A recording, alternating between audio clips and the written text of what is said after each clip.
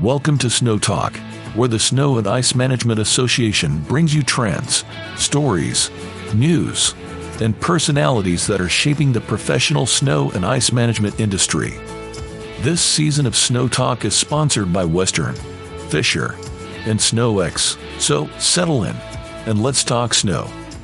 When plowing is your profession, it's up to you to keep the world moving through winter's worst. Less time worrying about your equipment is more time for clearing lots. So we'll cut to the chase. Only Western builds efficiency into every feature of our plows and spreaders. With 65 years of experience behind us, we know what it takes to save time and stay profitable. So we make one promise: more jobs done faster. Hello, folks, and welcome back to Snow Talk. My name is Evan Newman, Senior Manager of Membership here at SIMA, and I'm happy to be joined for today's episode by Earth Development President and CEO Eddie Zakes. For over 20 years, Earth Development has been trusted by many of the world's most recognizable brands to provide comprehensive commercial snow and ice management, lawn maintenance, and landscaping services. Their team of trained professionals take pride in their work and have the knowledge to get the job done right the first time, every time. Eddie Zakes has been serving in his current role for just over 3 years and holds SIMA's ASM as well as CSP certification. Welcome to Snow Talk, and thanks again for being with us, Eddie. My pleasure. Thanks for having me, and happy to share a little bit of my story and the great work that our Earth Development team is doing. Absolutely. We're looking forward to hearing about it. Earth Development, anyways, is time and time again involved in our awards process. They're very supportive of the CSP and the ASM program, which we'll get into a little bit more in today's podcast. We appreciate your support of SIMA, but more importantly, we appreciate you sharing your story and sharing a little bit about what Earth Development's doing to be effective and really elevate your employees. You were actually, Eddie, ironically enough, one of the first 10 people that reached out to me when I got started at SIMA. I appreciate that hospitality and you're reaching out to say hello. Like many of our members, you didn't reach out to necessarily push an agenda or because you needed anything in particular. You simply wanted to get to know me, my history, and why I chose SIMA. I appreciate that attention to detail. And I think it's indicative of the value you put on relationships. And it also lends itself to one of Earth Development's core values that you've shared with me, and that being passion for our people. How can organizations ensure that their stated values are not just on paper, but are actively integrated into their day-to-day operations, Eddie? Sure. I think, first of all, it's very easy to have a vision or a set of values that could be crumpled up, thrown into a bowl on a table, and all of the different executives from SIMA come around and pull one out of there and read it, and it could be any of ours. And so they're not unique, they're not personal, they're not your identity as a company. You can say your culture is whatever you want, but your culture isn't what you say it is, it's what you actually do. And so really choosing to live and breathe your culture and make it how you hire and fire and reward and recognize, how you motivate and incentivize your team. That's what makes it really stick. You're the composite of the 5 friends that you hang out with the most or whatever. And so how are the people of Earth Development or in any of our businesses, how are they reinforcing it and making it come to life? At the end of the day, your culture is your people. And so having the very best people is critical. If we work, let's say, a minimum of 8 hours a day, most likely the people that you hang out with every day at work are the people that you hang out with most in your entire life, most likely. And certainly in our leadership team, most of our team members are working typically more than 8 hours a day, most of the winter. And so, yeah, we really rub off on each other, and that friction, we sharpen each other that heat makes us a little stronger and creates a unity, a cohesion through that heat. Absolutely. Absolutely. And an advisor in college used to use that terminology with us. And I never really knew what it meant until I got into the workforce and starting to understand, hey, we really are iron sharpening iron, knife sharpening knife, and really becoming that much better. Exactly. So I think that's a good point. Speaking of old adages, that goes to my next question. There is the old adage of training people well enough so that they can leave, but treating them well enough so that they don't want to. What's Earth Development doing to really invest in their employees and invest in not only them as a part of your team, but their future education and which of those pieces of continuing education do you see really paying off? Yeah, absolutely. So first I would just say, we openly acknowledge to our team that they have tremendous agency. We believe that great employees don't have to work at Earth Development. They could work anywhere. And so therefore they're choosing to work here. And so what can we do to make this the greatest place to work that they can work? I joined Earth Development about 3 years ago. I was an entrepreneur and had done a variety of other things and decided that rather than starting another company, I had built a company in the construction space. Rather than starting something fresh again, I was going to look for a business to buy and run, maybe from somebody who is like looking to take a step back, to retire. Their children weren't interested in running the business, weren't capable of running the business, whatever that story might be. And so I set out to look for a company to buy. And I wasn't looking for a snow plowing company. I wasn't looking for a lawn maintenance or landscaping company. I looked at about 200 companies all over the United States. And I had a really strict set of criteria of what it was that was important to me as an entrepreneur, the business that I thought I could impact. So I didn't grow up in this business. You hear a lot of business owners and operators in the snow and ice industry where they cut their teeth in the great blizzard of how many ever years ago, and they've been doing this for years and years and years. Earth Development is this year celebrating its 25th anniversary. The company's been around for quite a while. But in that list of things that I was looking for a company that was doing something that was essential, like snow removal. It's absolutely essential, but also relatively simple. And so what we do at Earth Development isn't terribly dissimilar to what any other member of SIMA is doing. We do not have a chemical compound. We do not have a crazy algorithm. We don't have a way to plow snow that's radically better or different than anyone else. And so what makes Earth Development different is, at the end of the day, our people, because it's not the equipment, it's not the science per se. Yeah, there's some techniques that we can learn to become more efficient, but people at the end of the day are what drives our business. And so we think a lot about how do we attract and retain the best people and provide them with training. Of course, it starts, let's say with me and my leadership of the company, but I aspire to the absolute best of my ability to be a servant leader. And so my job is to support the other executives in our business, and then for them in turn to share that servant leadership mindset to support their team members all the way through to our employees who are out there fighting the snow or cutting the grass day by day. So it starts with me and how I think about what I should be doing and the training and preparation that I need, and how to focus on both working in the business, but also working on the business, something that there's this constant tension of urgency and importance that we're all battling. With SIMA specifically, we've invested pretty heavily in the ASM and CSP programs, Advanced Snow Manager and Certified Snow Professional programs. I think today that probably 75 to 80% of all of our team members have either a CSP or ASM designation.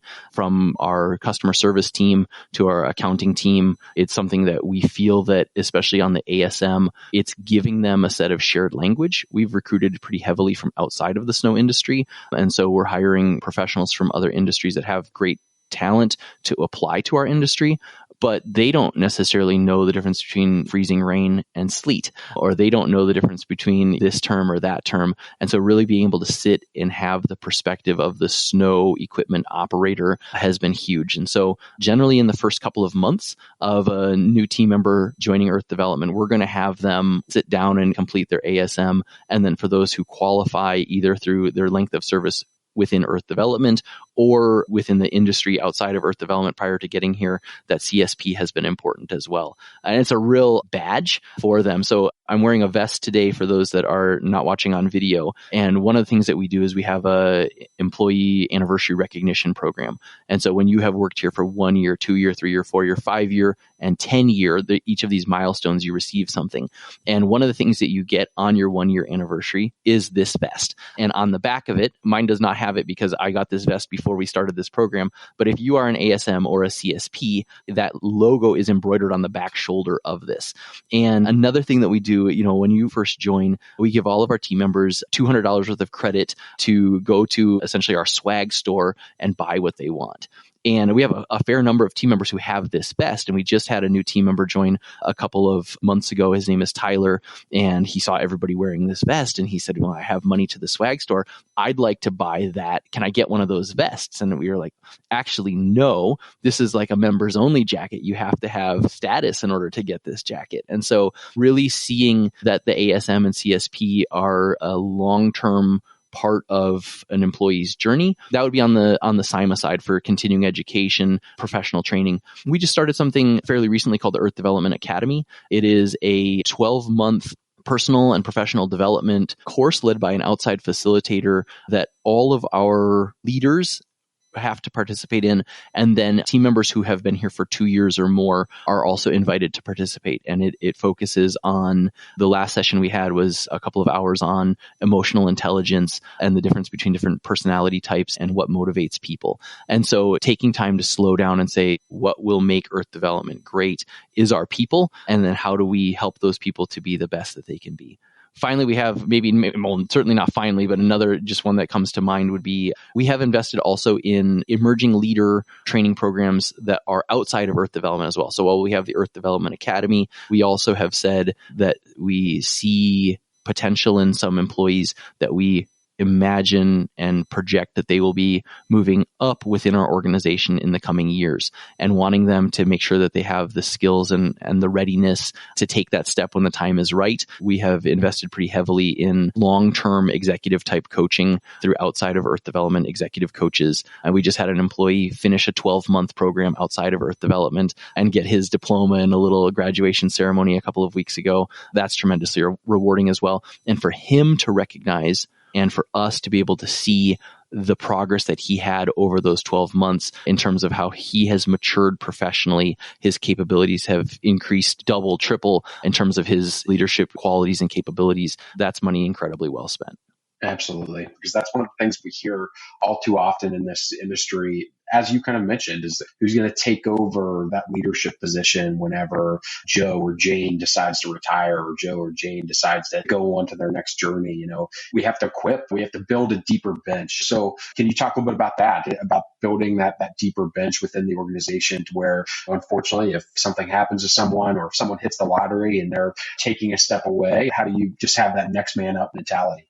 Sure. I think for us, it starts certainly in the recruiting and hiring process. We've invested heavily in the quality of our workspace. So if you were to come to the Earth Development offices, they're above average, let's say. I mean, I'm sure there's somebody out there who has a nicer office than us, but we've invested pretty heavily in our office. We moved into this current space last December, and it is a large, open, bright space that's clean and has high quality furniture. All of our team members have laptops and dedicated webcams and multiple monitors. They have, the ability to go into a huddle room. They have the ability to get up and walk around and pop into meetings. That's really important to us because we don't have customers coming to this space. We spend a lot on the real estate that we have, not because it's a showcase that customers are coming to. I mean, in a year, I would guess that 10 customers have come into this space, but we come into it every single day. And it says something about how we care for our employees. And it says something when we're recruiting that this is a great place to work that actually cares about their team members. Wednesday, we have free lunch Wednesday once a month during, and many companies do this. We're not unique in doing this, but we have a monthly all hands meeting on Wednesday afternoons.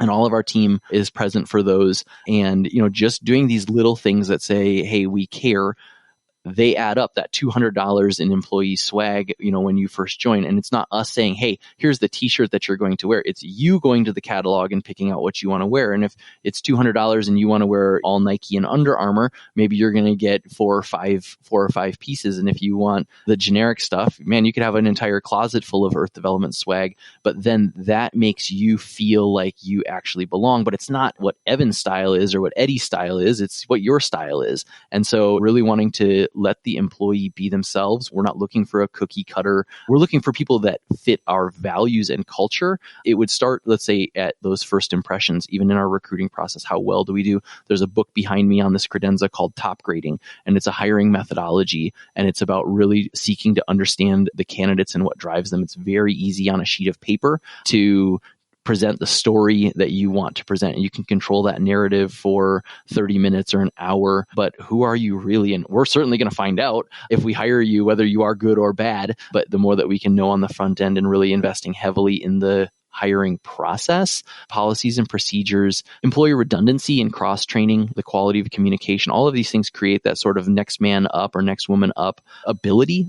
We have an executive team that certainly meets regularly, and making sure that we, on a routine basis, we include that next level of emerging leaders to attend our executive meetings on a scheduled recurring basis so that they get exposure, but then also have an opportunity to teach us and share with us what they're facing on a day-to-day level, which makes me hopefully a better leader and helps me to understand the pressures that they're feeling and be able to help them to be more. I mean, certainly we battle retention. And so we don't just compete within the snow industry. We don't lose people to other snow plowing companies. They leave the snow industry to go to other jobs. And so it's not good enough to be just an old-fashioned shop that has that sort of blue-collar, grungy vibe. That's not who you're competing with to retain your employees.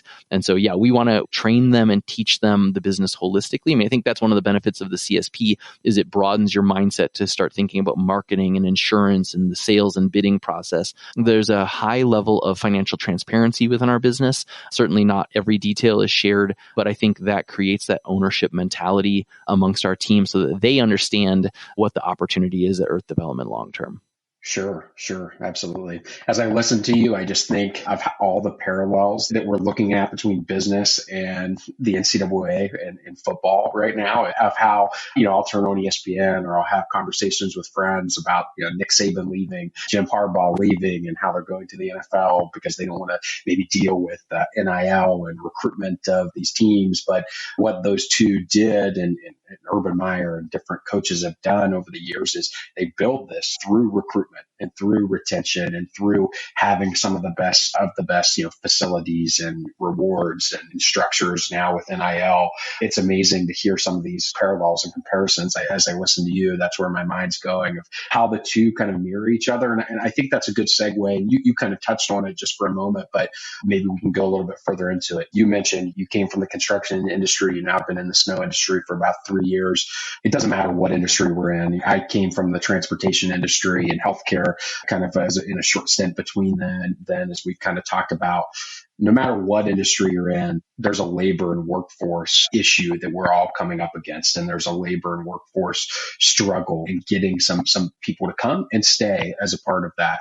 Would you mind sharing some additional thoughts on ways that company culture impacts employee engagement and retention? And how does that impact engagement and retention? Sure. So I think, first of all, we've worked hard to formalize our culture. So when I first got here, the company had a culture because, again, the culture isn't what's on the wall. The culture is how we actually act.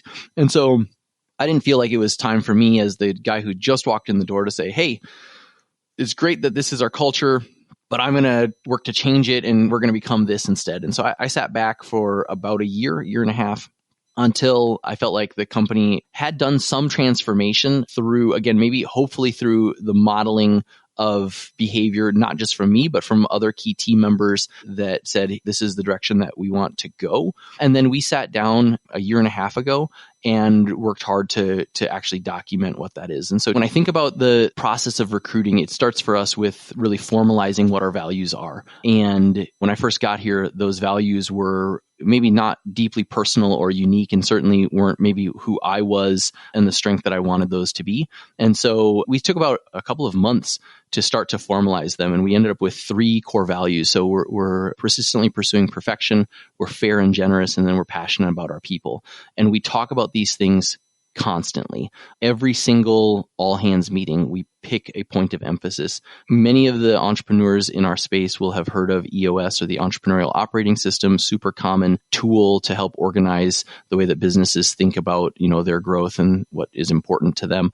We use a similar solution called Scaling Up, and the Rockefeller Habits that is just a parallel concept maybe to EOS. And so within there, we have a couple of key documents. One of them is here in front of me. It's called the 7 Strata, or the 7 Strata, depending on where you're from. And so within there, we have a set of core values. We have brand promises. And so brand promises for us are being reliable, responsive, and partnering. There are these key themes that have then become just absolutely common language within Earth Development. And so persistently pursuing perfection, it's that every day we're striving to be better. A lot of people get hung up on the word perfection. And the first 2 words, persistently pursuing, are the far more important words there. And if you think about a police pursuit, police do a ton of different things, and they're all very important. We help car accident victims. We help unsnarl traffic. We help little old ladies. We do wellness checks. We do all the rest of these things. But when you're in a police pursuit, you drive by every one of those other very good activities in order to chase the bad guy. We're not stopping for donuts. We're not getting coffee. We have a dogged determination to pursue something. And so Earth Development, we're committed to trying to be better every day. And we want that to be pervasive in our team, that good enough isn't good enough, and that we do things not for convenience, but with conviction.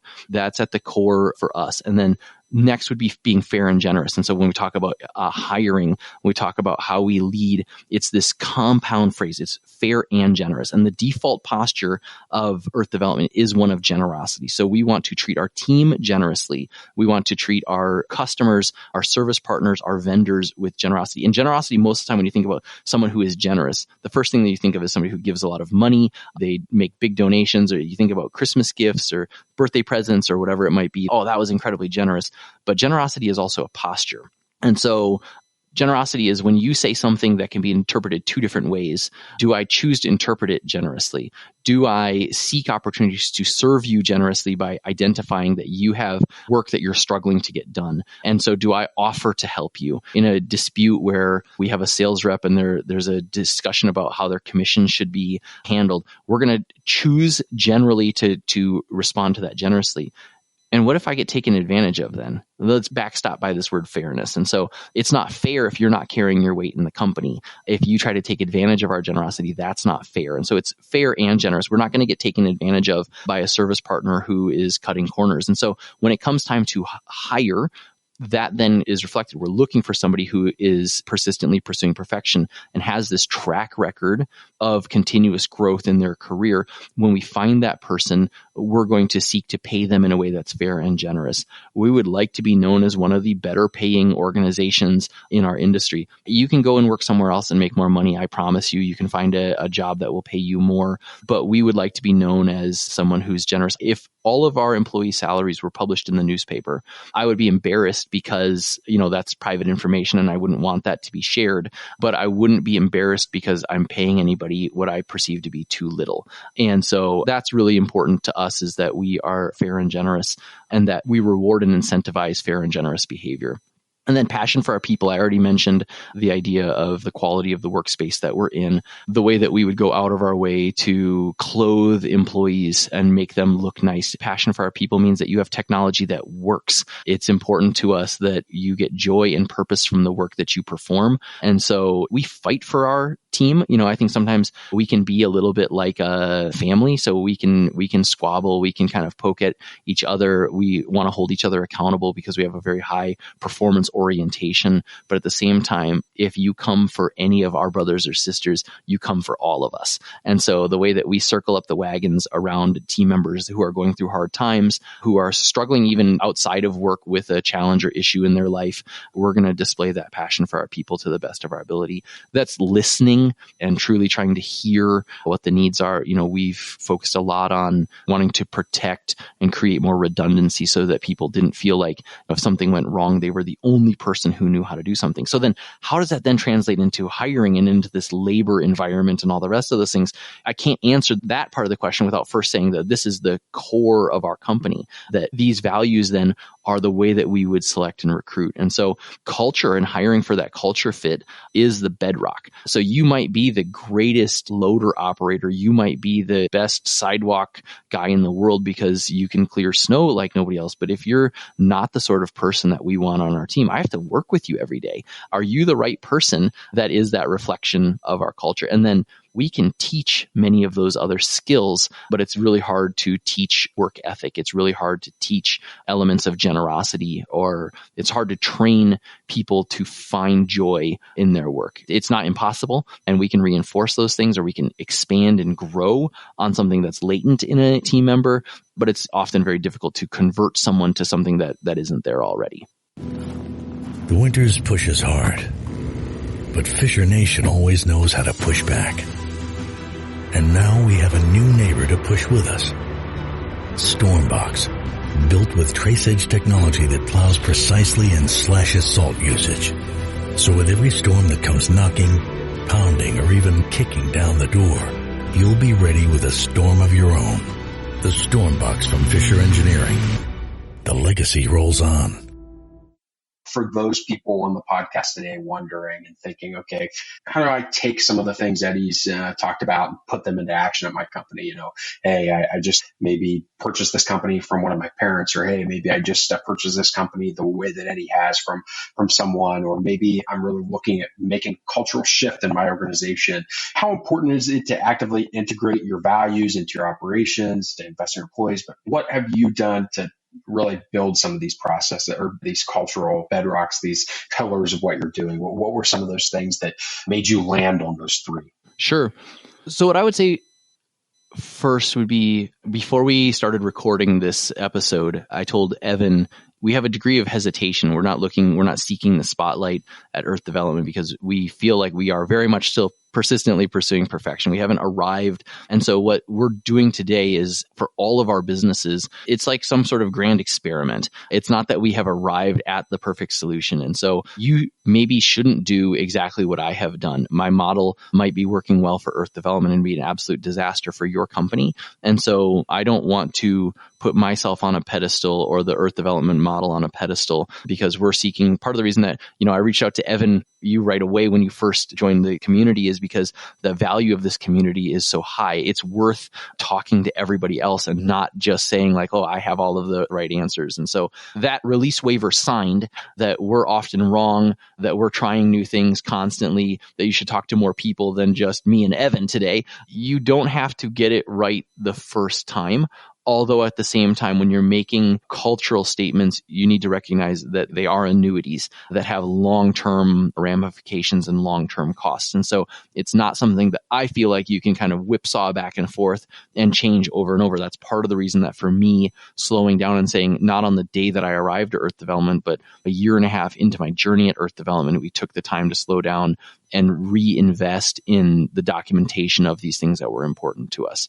So it's not like some quick magic thing. It's starting small. I think that the ethics, you're living these things out. They don't go into a 3-ring binder and sit on a shelf somewhere. They don't just go on a wall somewhere and you put a plaque up that says, here's what our core values are. You live them. And so how do they become operational? For us, we have sought to, I think one of the prouder moments for me related to our culture and like the documentation of it, we started something that we call our 5-star service partner program. And it's to recognize some of the service partners that we work with and how we assess and judge their performance. And so the team that was putting together this scorecard for them, they were, well, what would a 5-star service partner look like? And so we have these 3 brand promises of being reliable, responsive, and partnering. And you've heard about KPIs. Well, for us, KPIs are kept promise indicators. And so it's then, okay, if you are a 5-star service partner, you will be reliable. You will show up and get the job done. You will be responsive. If there's a problem, we can call you. You will return our call. You will answer the phone. You will reply to our emails. You will address the issue within a certain level of timeliness. And then partnering, our ability to retain you, to work with you long-term. Do we feel like this is a long-term relationship, et cetera? And we develop scorecards based on these brand promises of reliable, responsive, and partnering. So these behaviors are then encoded in, and to watch our team come up with the criteria of being a 5-star service partner, asking the questions, well, like, shouldn't this program be a reflection of our culture? Shouldn't we judge our service partners on the fact that they're persistently pursuing perfection? They're fair and generous, reciprocating that fairness and generosity back to us. Do they demonstrate a passion for their people, with us being one of those people that's in their orbit? So you start to live this out, and it starts to impact your culture, or it starts to impact your decision making, because at the end of the day, the values and the vision, the mission, these brand promises, they're decision-making guides. It's saying this is who we aspire to be. And every time that we do something that's counter to this, we're eroding the credibility of being able to say that that's our value. When we behave in a way that's not fair, it's very hard to say that we have a culture of fairness. And so by essentially staking a claim and saying this is who we want to be, we plant a flag in the ground. And there have been instances where one of our team members has come to us and said, I'm not sure that we're doing this the right way. We have this value over here that says such and such. I think that the better way to do this would be such and such. And so that's when it really comes to life. And so starting small, culture isn't, again, what we say, it's what we do. And so what are the things that make your company unique, that you would love to have written about in the newspaper, that maybe, yeah, sure, many other companies would say we're striving to be better, but how do we say it within our company? And start to take note, take inventory of what those key phrases are within your company. And then as a leader, I think jotting them down and keeping a catalog of them, essentially, maybe not publishing that catalog, but keeping a running journal of what these things are. I think it's just a level of thoughtfulness that becomes pervasive. And then when you do decide that you're going to formalize them into some sort of a written statement, then I think it's really going all in. Not necessarily all in terms of all these programs and all the rest of these things, but when we talk about SIMA's award program, we love to nominate. We have a team member, Casey, who is recognized as the Snow Operations Employee of the Year for the revenue category that we're in. And it's important to us to recognize employees not because of SIMA's criteria of what a great employee is, but because he's a great reflection of what our values are. And then whether he wins or not, in Casey's case, he won. The next year, even though we knew most likely that SIMA is not going to give us the award 2 years in a row, we nominated another employee because we felt like it was the right thing to do, because that employee we think is one of the best in the snow and ice industry. He didn't end up winning it, but we will nominate him the next year, and we share that nomination with him to reinforce that, hey, you are doing a great job. You are the embodiment of what we think the snow and ice industry needs, but especially what we think Earth development needs.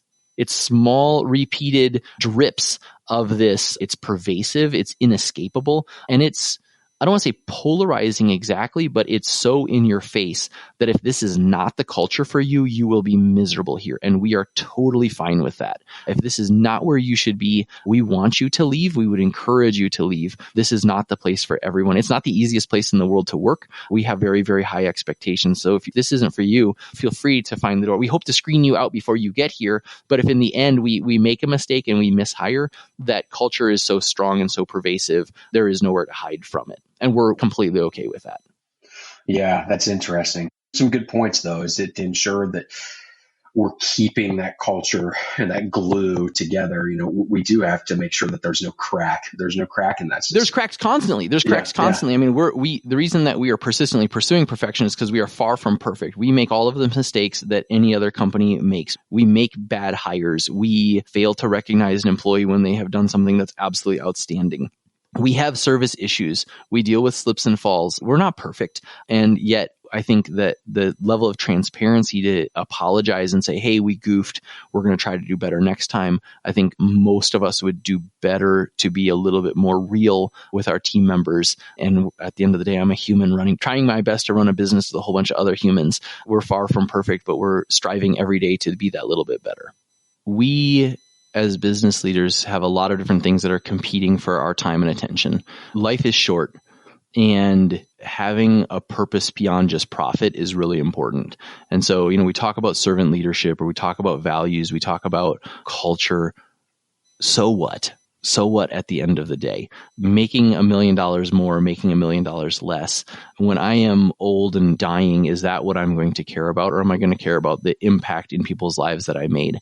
Am I going to care about the community change? And not that I've run for mayor, or that I am a senator, or that I have a bridge named after me in my town, or anything like that, but that the people that I have worked in and around are transformed because they've come in contact with me or come in contact with Earth development, that they've been afforded an opportunity to maximize their potential to live out and chase their own dreams. And for me to be somebody who can facilitate that at the end of the day, that brings me great joy, great pride. I love the opportunity that has been afforded to me. I pinch myself every day that I've been able to arrive at this place in my life, and the burden of responsibility to care for our little Earth development family. How can a team, how can you as a leader create a positive impact? I think it's one conversation, one interaction at a time, whether that's with a customer, with a vendor, with a team member, that they matter, that they hold value, that there's something more about all of this than just making a buck. Because I'd like to be proud of what I do at the end of the day. And the reason we have a bold culture statement is because that's what I would be proud to stand behind in 50 years. We did it this way, and doing your best to live that out with as much consistency as possible. That's how we're going to strive to be positive leaders and impact positive changes. It's at the end of the day, we are in a people business. We do business for people and through people and with people. They are along on this journey with us. And if we do right by them, most likely it's all going to turn out okay. So care about the people at the end of the day, more than probably anything else. And the rest of the details are going to sort themselves out. Eddie, I do appreciate you spending some time with us today. I think you brought up a lot of thought-provoking ideas and thoughts of ways that we can continue to grow the snow industry and the people that work within it and lift those folks up and elevate them in maybe some different ways. As you mentioned, maybe this recipe isn't going to be the recipe that works for everybody, but I hope that folks who have joined us and are listening were able to take a few nuggets out of this conversation. And more importantly, I hope that if you found value in this conversation between Eddie and I today, that you'll share this with a friend or a peer or a colleague in the industry to really be able to expand our reach and, again, just expand the way that we're touching the industry in a positive way, I hope. So, Eddie, any additional thoughts as we come to a close here? In closing, if something that I said sounded insane, sounded like gobbledygook, sounded like, pie in the sky, aspirational, garbage. It's possible. It's possible. And if, on the other hand, it also sparked, some questions, some thoughts, don't hesitate to reach out to me. Attend the events. We're better when we're together. We share ideas and we make each other better. And if something I've said today does strike a chord with somebody where they have a question about how we did something on a more tactical level than I discussed today, I would be happy to be in touch with any of my peers, any of our colleagues. And this doesn't have to only start from the top of organizations. I have been in other roles in businesses, and you can have culture within a department or a division, regardless of whether it's coming from the top. It's obviously easier when it's coming from the top, hopefully, but it's not exclusively the realm of the CEO. We all share in the burden of our culture and our organization's values. So, yeah. I just want to thank Eddie again. I'd like to thank our loyal listeners and maybe someone that's new to the podcast today. Thanks for listening in. And thanks again to our sponsor, Fisher, for making today's episode possible. Again, if you like today's episode, I'd encourage you to share it with a friend or a peer in the industry. So thanks again, Eddie, and I look forward to talking to you soon. My pleasure. Thanks for listening to Snow Talk, sponsored by Western, Fisher, and SnowX. Check out all of our episodes at sima.org/podcast.